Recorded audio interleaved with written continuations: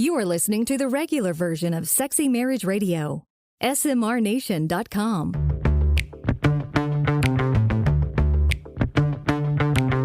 You've turned on Sexy Marriage Radio, where the best sex happens in the marriage bed. Here's your host, Dr. Corey Allen. Well, to those of you in the SMR Nation that live here in the States, happy Thanksgiving. Yeah. Gobble Gobble Week. Gobble Week. Here in the nation, as we're spending the time with family. We hope you are too, and perhaps you're listening to this en route, and if so, travel safe. Mm-hmm. Take advantage of the free coffee if they're offering that at the state lines, at the rest areas every so often. Right. That used to be around. I don't know if that's still a thing. And make the calories that you eat count. Or just have a whole lot of fun and eat some really good stuff. Well, there's that too.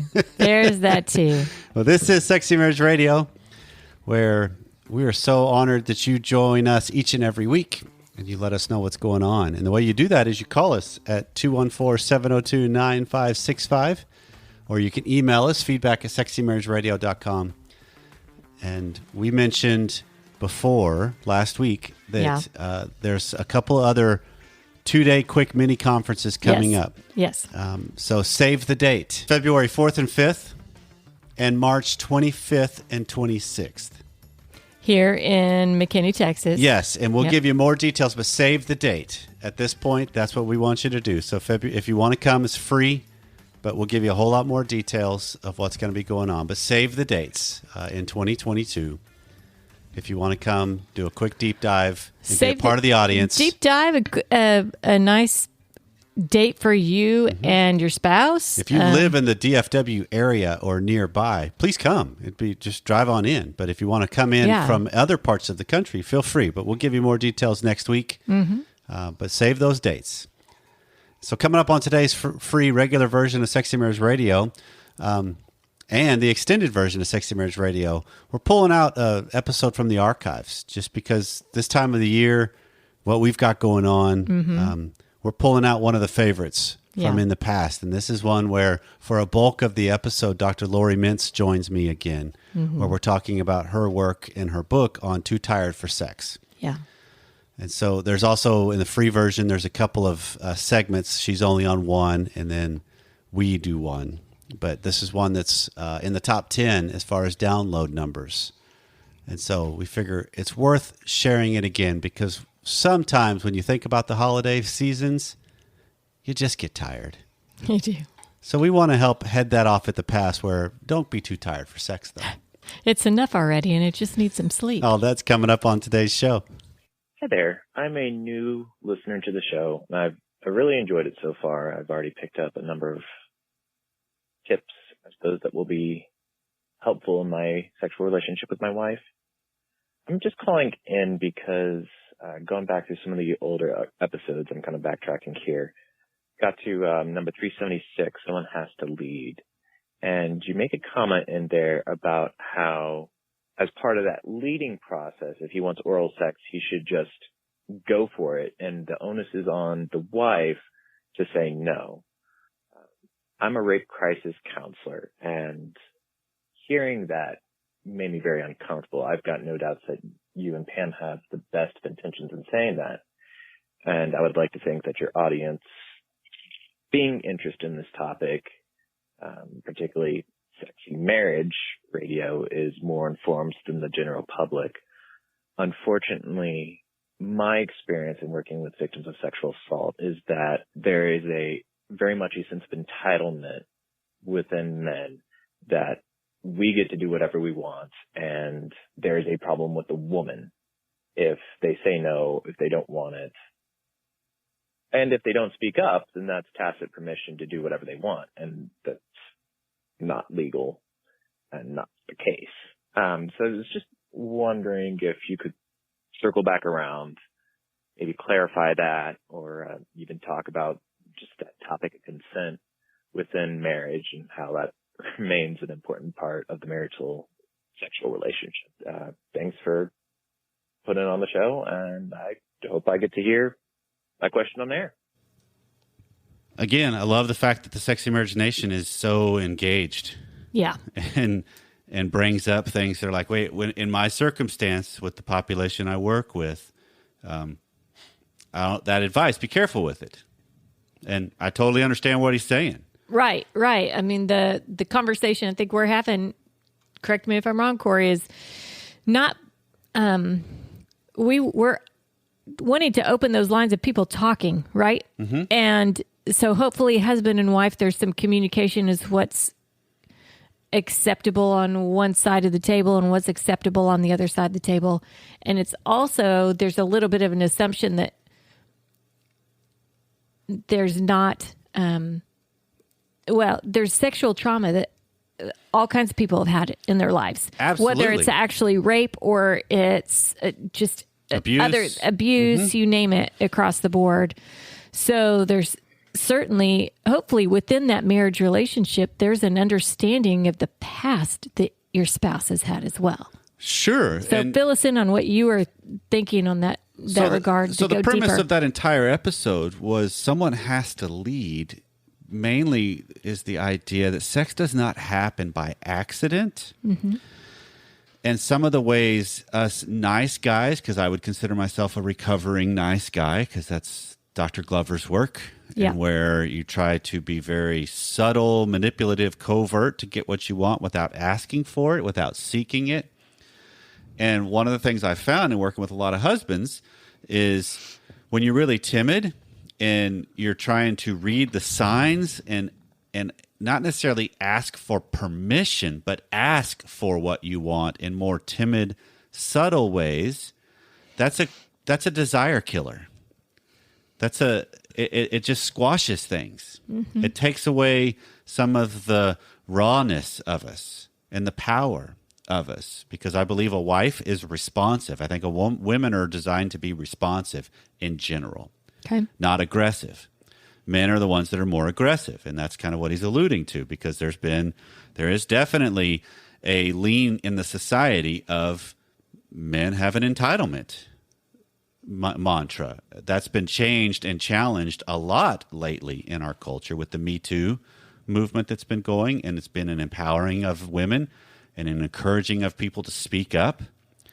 But the premise of what I was saying on if you want something, just go for it, is built on the idea that both people involved are respected and honored, and that if there is a no, it's honored as a no. Mm-hmm. Because no is always no, in my mind. Yeah. And in marriage and in any other relationship, if you say no, it's honored. And if it's not, you take the steps that are necessary that you can to address it. Yeah. To remove yourself, to move on, to come back to it. And in marriage, the sophistication of that relationship allows a lot more conversation, which is what you're describing, of I can not only bring in my past and here's what's going on and here's where this is going to be some trigger points, some pain points, some issues that this is going to likely happen based on what's happened in me. So hopefully you'll be respectful and honoring and gentle around these areas. But there's still an element of, I believe marriage is best when both parties can stand up and claim their power, claim their presence, claim their value, claim their worth as a human being, and not take an entitlement mindset with the relationship. Because that's one of the things that comes to my mind from his question is it's his voicemail makes me ask the question of, does saying I do mean consent? I would say no. I would say no as well. But I think sometimes there's a belief of, oh, well, then not that I have access to everything at any time, but that I have access to sex at any time. Yeah, you said I do. And that's going a little far, because in this instance of a male versus a woman, you're invading her body. Mm-hmm. And so it's seeing this as there is an element of needing consent, but I think of it more in a marital context. And this is where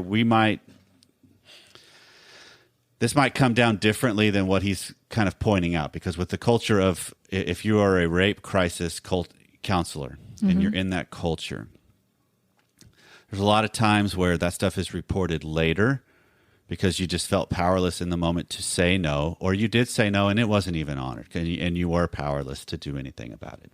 Okay. Because of just the difference in physical strength. Okay.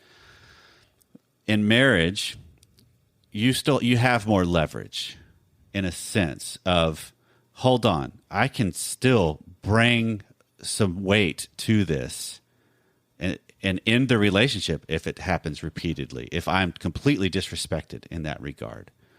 But I love the mindset of if I'm building a marriage on trust of the two people, that if I'm taking a lead and I'm the higher desire and I have more interest in eroticism or adventure or novelty or edgy things, I have to take my cue and trust in my wife to say no in the things she's not interested in. So there is an element of consent sometimes is an unspoken thing until you get the information of no. So it's actually not really consent. It's a ending of it. It's an altering of it. Okay. So then that brings the question of, because I'm certain that I'm assuming there's listeners out there that they're too timid. Maybe their background says they can't say no. Yep. Right. And so how do they address that if they feel like they are being invaded and they're offending a spouse? That's a lot more deep. That's a whole big, deeper conversation. The way you're asking that question, Pam, it makes me think their concern likely isn't I'm offending my spouse if I say no. It's how do I confront myself to what is it that makes me feel like I can't say no? What is it that's making me feel like I have to be subjected or submissive or powerless? Powerless is really the key, right? On these. Because in some instances, we can claim powerlessness when we really do have power. Okay. Right? We do that a lot in life where, I'm just stuck. I don't know what to mean. Let's go a completely different context. How often do you hear your kids, I don't know how to do this? And it's like, hold on. You're not powerless here. Think about it. Pull back. And so it's looking at and relying on our ability as humans and then in the context of a marriage, our ability and the strength of a relationship to have those conversations that in some of those senses, they're not right in the moment. You talk about those after the fact, before the fact, as you're doing the State of the Union conversations of, you know what, this is a pattern where I felt like you've pushed it too far and you didn't honor my signals or my statement. And so I'm going to have to draw a more strict boundary to show the importance of me in this. And if that's not honored, I may have to get some other people involved, as in a counselor, as in someone to help make. I've had some clients that have come in before that I can't trust him because I said no and he didn't stop. And so we had to reestablish some code between them and some respect between them, because it was one where they got caught up in the moment. It was like I had no intent of really harming them the way it came across. Was being received. Right. Okay. And so a lot of that does not at all excuse it, and that does not at all make it okay. It just makes it to where you have to address it better. Okay. Because again, a lot of these things, when you're talking about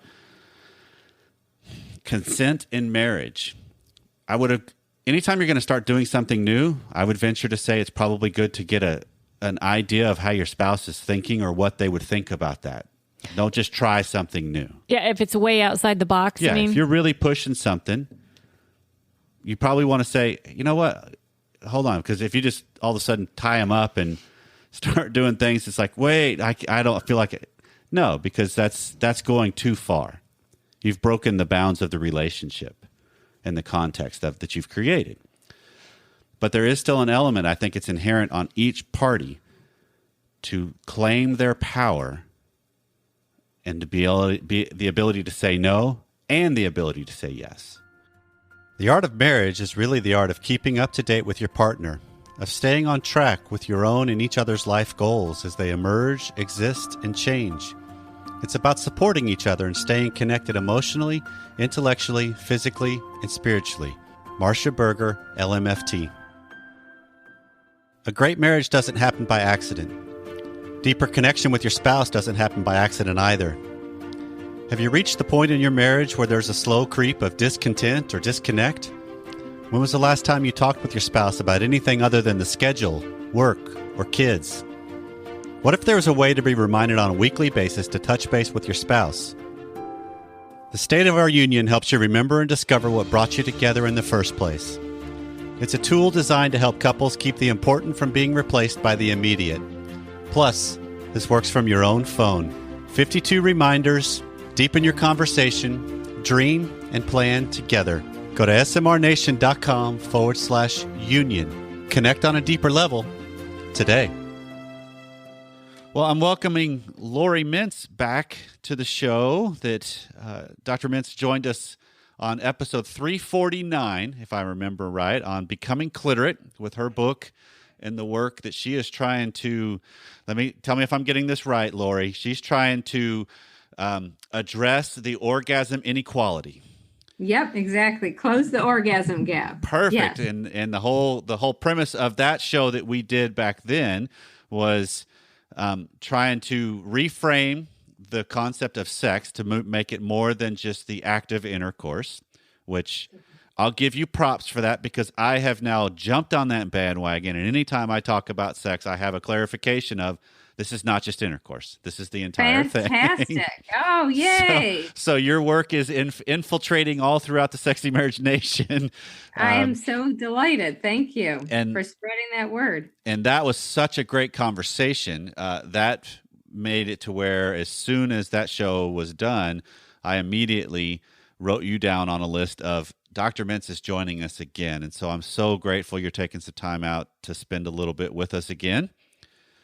I'm looking forward to it. And I enjoyed talking to you last time as well. Perfect. And so here's where I want to use your expertise to help kind of frame out some of the concepts and things we talk about on Sexy Marriage Radio. All right. So we're not really going to head towards the Becoming Cliterate as much because not that we couldn't talk about that a whole lot more. I realize that. But I want to go towards your first book, which you wrote. It's been out a little while, hasn't it? Yes, since 2009. Okay, and it's A Tired Woman's Guide to Passionate Sex. Yes, exactly. Right. And so where I'm hoping to go with your blessing is I want to talk some about I want to get your expertise, not necessarily in that arena right off the bat, but then that's where I want to land. Okay. Does that work? And so that works great. This is an email that came in from one of the listeners of Sexy Marriage Nation that she's looking for advice on how can they spice up sex when they're trying to conceive, because the way she framed it is it's like it's a laboratory scientific experiment because they've had difficulty. And so she's got a lot of different things that have come up to where it makes it to where she's got to pee in a cup, she's got to check temperature, she's got to be aware of timing, and it does turn into, it's not romantic. Right. and I thought, okay, I would love to hear Dr. Mintz's idea of how do you keep romance alive when your sex life has begun to feel like a precisely timed science project? Yeah. Oh, that is a tough one. And my heart goes out to that woman and that couple. And I surely wish them the best with this issue we're going to talk about and with conception in general. Absolutely. I'll join you on that. Yeah. And what she's talking about is really common, that when you're trying to conceive and you're having trouble and it becomes like, a science experiment, and you have to do it now, and, it's for a purpose, and you sort of lose that focus on, this is for pleasure. Right. And I wish I had a magic bullet for her, but I don't have a foolproof magic bullet, but it is a shift of attention and a shift of mindset. Okay. And that is that, there is no question that she has to keep up with the peeing in the cup and the well-timed and well-orchestrated sex and all that, or intercourse. to try to conceive. But what I would try to encourage her and her spouse or partner to do is that when they are actually engaged in the actual act, to focus on mindfulness. And I know we talked a little bit about that the last show, but basically mindfulness is where your head and your body's in the same place, where you're not distracted by thoughts, where you're really focused on pleasure. And so she can't do anything about the setup, the before, the after, all that. But during the actual act, and it's going to take her a lot of effort, right, is to really just try to turn her brain off, like turn off is this working? Isn't this working? And simply to say, this part is, I can't control this, right? So I'm just going to fully immerse in the sensations and enjoy this and sort of, really sort of turn off my brain about what this is about and just focus on the pleasure. That's one thing. And then, there's nothing wrong with trying some new, interesting things that will make that more enjoyable, whether that's a new lubricant, certainly checking out any lubricant for its effect. Make sure it's not being counterproductive to what you're trying to do. Yes. But certainly a vibrator would not be counterproductive. Right. A new vibrator, or, a lot of times people like to experiment with like a blindfold or something interesting like that. And that can also help one focus internally on the sensations. So I would say, or watch an erotic movie before, or read each other erotic stories. But, do anything you can to both spice it up and then during the act, really just use mindfulness, immerse in this pleasurable sensations rather than the thoughts about what this is about. Right. And I also think to build off of what you're describing on just the idea of how do you make the focus shift beyond just the intercourse too, to actually focus on the entirety of your sex life. What jumps to my mind, Dr. Mintz, is this idea of have makeout sessions where there's not orgasm as a goal, where it is truly just a connection, kind of like when you were dating and you have the opportunity to, hold on, this is as far as we're going to go. And maybe that helps you create that edge or that anticipatory of, man, I can't wait till we can kind of follow this all the way through to the end of this. And maybe just a little times, because that's the one thing, I don't know if you come across this with the students and the people you work with and the reach that you have as a professor too, that it seems like as marriage goes on, couples stop just making out. Yeah, and it's funny that you mentioned that because that's a fantastic idea, and I actually have that in my first book that we're talking about, that A Tired Woman's Guide to Passionate Sex, that I really recommend that for women who have low desire. Right. Because what happens in long-term relationships, like we stop having any erotic touch except when it's like, okay, now let's jump in bed and do this. Right. And so that kind of warming up, that kind of, I tell people, like, just like you're saying, think about how fun it was to like make out in your parents' driveway when you couldn't, right. Go farther, and to incorporate that on an ongoing basis so that it kind of connects you again as a couple that's erotic, not just a couple trying to conceive. So I love that idea. Right. And I think you can even incorporate situational to where it's, obviously if you're in your own home and you're kind of both adults and you're living life, and it's like, you know what, we have a whole lot more say on. There's nobody saying you can't go this far. There's no, I got curfew. I've got all these stringent things, but you could still have a time where, you're at the mall and you get in the car to head home and you have a little makeout session in the mall parking lot. That kind of puts a little stricter of, ooh, hold on, there's a little more taboo, riskiness, and you also have, I'm not going to go too crazy. We're not going to get in trouble, quote unquote. But even if we do, as long as we're not lewd, we're probably all right. So let's kind of spice it up a little bit this way. I think that is a fantastic idea. I'm glad you mentioned it. Okay. Excellent. Well, good. So anything else? Because obviously this is one of those, there's not a quick fix like you're describing. And if either you or I or even jointly could come up with here's the fix, we'd be set, because there's a lot of people trying to find solutions for issues that are similar to this, and then one-offs that can help.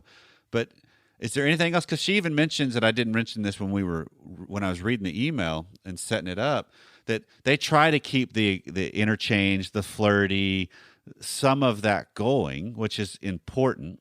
But is there anything else that kind of comes to your mind that can be helpful? I think just, to me, I also think be gentle with yourself. Like, if it works sometimes and it's like, oh, this was really fun, even though it had a purpose. And if sometimes it was like, oh, that was awful, it felt like a chore. We were both distracted. Right. Be gentle with yourself. They're under a lot of stress, this couple, and do the best you can do, but don't beat yourself up, and know that this is not a permanent situation. Right. And what just jumped to my mind is the possibility of creating a little bit of a role play. As if this is a scientific experiment, what if you started the whole process with lab coats on? that it was like, embrace it and see if that helps at least alter the feeling right from the get-go. And maybe that changes the dynamic. Who knows? Yeah, or other kind of role plays. So anything to spice it up. And if it doesn't work, again, so spice it up out. I think all that advice is that we've both come up with collectively is really good. And I certainly hope it helps this couple. I absolutely do too, because when you're talking about the different struggles that we have on of the whole sexual arena in marriage, these apply, I think, to a lot of different circumstances. It's not just when we're having trouble conceiving, because sometimes it can be, how do I break out of the rut? How do I transition to something different, or spice it up, or increase desire? How can they find you? How can people of the Sexy Marriage Nation that are listening to this find you to get more? So you can find me on my website, www.drlorimintz.com, Lauriemintz, or my books, both Becoming Clitorate and A Tired Woman's Guide to Passionate Sex, are available wherever books, ebooks, audiobooks are sold, Barnes & Noble, Amazon, Indie Books. So they can go right to those sources as well. And I'll put all the links to everything we're talking about will be in the show notes at sexymarriage.net. So, Lori, thank you again, and all the best on what you have coming up. Thank you. You too. Well, Pam, it's hard to believe, but November's almost over. Christmas is almost here. 2021 is almost over. Holy cow. 2020 we thought was a blur with COVID. Yes. And 2021 is now almost gone. Well, it's been quite the year. And we hope that as members of the nation, you've been blessed. You've seen some good things. You've navigated this whole world of topsy-turvy, unknown. Are we back to normal? Are we not? What's the wave? Whatever.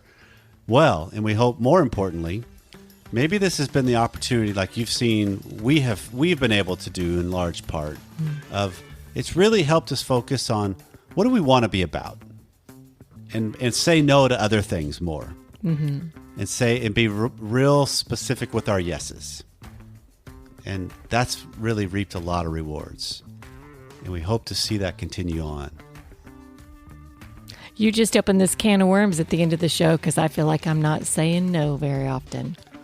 Oh. Can of worms opened. Join us next week when we call Pam out and take her to task on how does she not say no more often.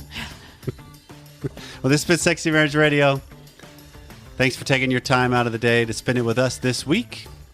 And we can't wait to see you again next time.